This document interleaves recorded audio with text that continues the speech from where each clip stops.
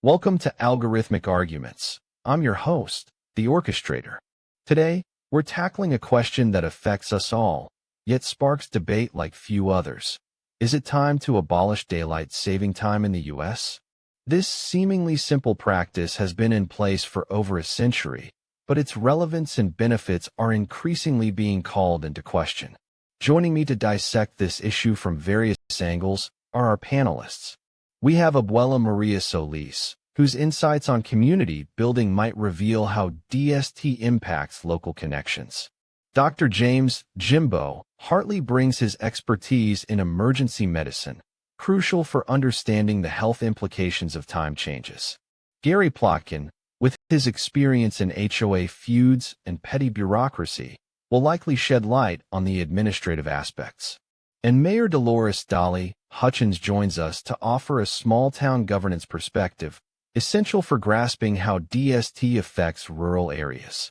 Over the next hour, we'll explore the arguments for and against abolishing daylight saving time, examining everything from energy consumption and economic impacts to health concerns and community dynamics.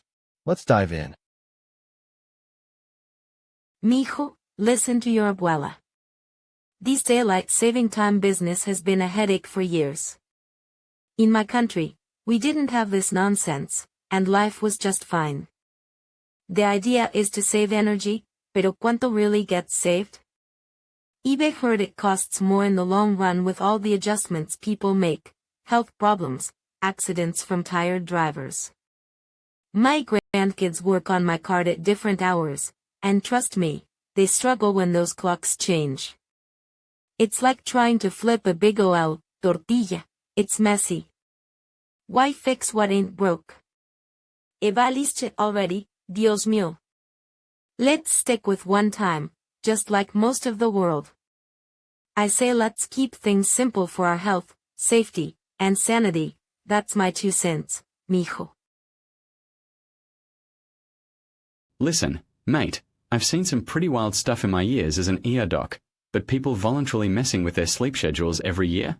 That's just bloody crazy. In my professional opinion, we are all tired enough already. 30% of Americans report getting less than 7 hours of sleep per night. Now, I'm not one for conspiracy theories, but it seems to me that daylight saving time is like a bad patient. It's causing more harm than good. Studies show a spike in heart attacks, depression, and even a higher risk of car accidents during the first week after clocks spring forward. She'll be right. Abolish the thing and let's stick to one bloody schedule already. The Sunshine Protection Act might have been meant to save energy, but we are not exactly stuck in the 1970s anymore. Time to rethink this outdated practice.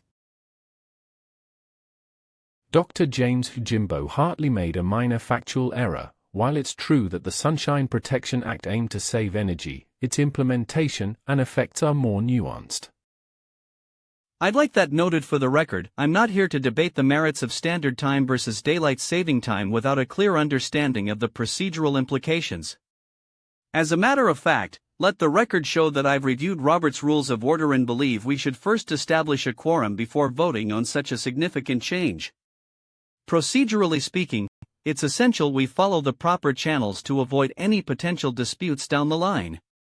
With respect to the chair, I think we need more data on how abolishing daylight saving time would impact our community specifically, not just from an energy-saving perspective but also property values and local business operations. I'd like to see a detailed report before making a decision that could affect so many aspects of suburban life. Gary Plotkin, while procedural concerns are valid, let's ensure we stay on topic. The debate is about abolishing daylight saving time. Well now, I think it's high time we had a good hard look at this daylight saving business. In my experience, and I've got plenty of that here in Millbrook, folks are getting mighty tired of changing their clocks twice a year. It's an old practice, started during wartime to conserve energy, but we've come a long way since then. Studies have shown it's not as effective as it used to be, especially with all the new technology we've got nowadays. I'd say let's stick with one time zone and get on with our lives. We've got more pressing issues in this country than whether we're an hour ahead or behind, like fixing potholes and getting decent internet out to rural areas. Let's focus on what really matters here. As we consider whether it's time to abolish daylight saving time in the U.S., I'd like to highlight a crucial aspect that's been largely overlooked: the economic impact on small businesses and rural communities. While some argue that DST boosts tourism and retail sales, others point out that the disruptions to sleep patterns and daily routines can have devastating effects on industries like agriculture and healthcare. In fact, a study by the National Sleep Foundation found that the time change can result in an estimated $434 million in annual economic losses due to decreased productivity and increased healthcare costs. As we weigh the pros and cons, let's not forget about the small-town diner owner who has to adjust her staffing schedule, or the farmer who's got to adapt his planting schedule. Their voices need to be part of this conversation. With respect to the chair, I'd like that noted for the record. While I appreciate the anecdotal evidence and concerns about health impacts, we must not overlook the potential economic benefits of maintaining daylight saving time. As a matter of fact, some studies suggest that DST can lead to increased revenue for local businesses, particularly in tourism and retail sectors. Let the record show that on March 12, 2022, the Senate unanimously passed a bill to make DST permanent, citing potential economic gains. I'd like to see more data specific to our region before making a decision. Procedurally speaking, I move to table this discussion until we have a comprehensive analysis of both health and economic implications. We can't simply abolish daylight saving time without considering the countervailing interests. That would be procedurally improper. Mijo, let me tell you something about time and tradition. In my country, we say, la hora que es la hora, which means when it's time, it's time. This daylight saving time business is like trying to force a tamale into the wrong kind of leaf. It just doesn't fit right. Ibe lived here 40 years, and I see how people struggle with this change every spring and fall. My grandkids get sick from the disrupted sleep patterns, Dios mío. The farmers market where I sell my tortoise gets affected too. Folks don't shop at the same times anymore. Abolish it would be like adding a pinch of sense to our daily lives. It's about living with nature's rhythm, not trying to control it.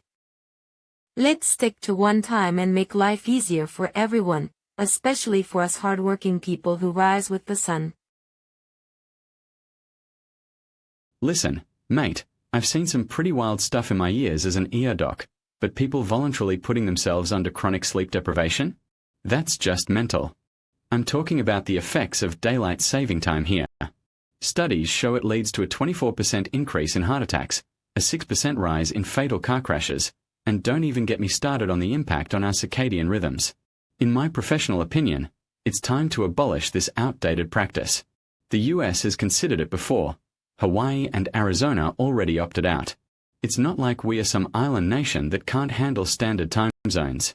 She'll be right without it.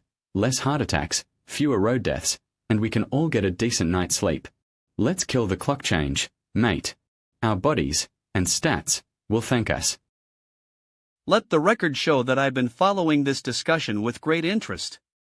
As a matter of fact, I think it's high time we examine the procedural aspects of daylight saving time, or DST, as it's codified in our community's bylaws and state laws. Procedurally speaking, the biannual clock changes are a relic of outdated agricultural practices that no longer apply to modern suburban life. I'd like that noted for the record. Studies have shown that the benefits of DST, if there ever were any, are far outweighed by the disruptions to our sleep patterns, work schedules, and overall quality of life. With respect to the chair, I move that we consider abolishing DST in our community, not just as a matter of local preference but also due to its questionable constitutionality under the Commerce Clause. I'd like to see some hard data on this. Perhaps we can table this discussion until we've reviewed relevant case law and expert testimony. Well now, let's get down to business, shall we? In my experience, and I've got plenty of that when it comes to dealing with our town's rhythms, daylight saving time has always been a bit of a mixed bag. On one hand, I see the point about energy savings. We've seen some slight reductions in power usage during the summer months here in Millbrook. But on the other hand, it's a hassle for folks, especially when it comes to those early morning farmers market schedules and getting our kids to school on time. And let's not forget the safety concerns with more evening darkness during winter months. If I had my way, I'd say we should let each state decide for itself. Some places might need that extra daylight, while others like us in Iowa might be just fine without it. As we wrap up tonight's discussion on whether it's time to abolish daylight saving time in the U.S., let's revisit some of the most compelling arguments we've heard. Abuela Maria Solis made a strong case for discontinuing DST, citing its disproportionate impact on vulnerable populations and the confusing patchwork of time zones across the country. Dr. James Jimbo Hartley countered with potential economic benefits, but Plotkin effectively pointed out that these gains may be offset by negative health effects. Abuela Maria Solis takes the top score tonight, thanks to her clear-eyed examination of DST's practical consequences and thoughtful consideration of alternative solutions. Congratulations to our panelists. Thank you for diving into this complex issue with us. To all our viewers out there, if you've enjoyed tonight's episode of Algorithmic Arguments, be sure to like the video and subscribe to our channel for more thought-provoking discussions. If you're new here, hit that notification bell so you don't miss a single show. Until next time, keep questioning, keep exploring. We'll see you then.